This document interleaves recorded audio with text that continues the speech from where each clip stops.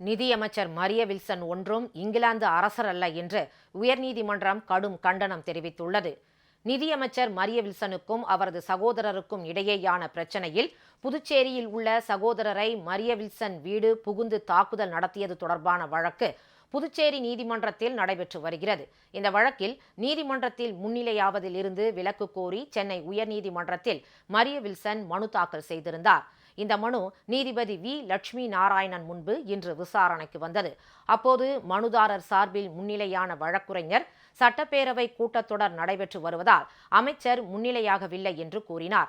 இதற்கு கண்டனம் தெரிவித்த நீதிபதி நீதிமன்றத்திற்கு வர முடியாது என்று கூற, நிதியமைச்சர் மரிய வில்சன் ஒன்றும் இங்கிலாந்தின் அரசர் அல்ல என்றும் கூறினார். பிரதமராக இருந்த நரசிம்மராவ் கூட நீதிமன்றத்தில் முன்னிலையாகி இருக்கிறார் என்றும் கூறினார். மரிய வில்சன் ஒரு மாநிலத்தின் நிதி அமைச்சர்தானே என்ற நீதிபதி, பதவிக்கு வருவதற்கு முன்பு புதுச்சேரி நீதிமன்றத்தில் முன்னிலையான அவருக்கு இப்போது முன்னிலையாக முடியாதா என்றும் வினவினார்.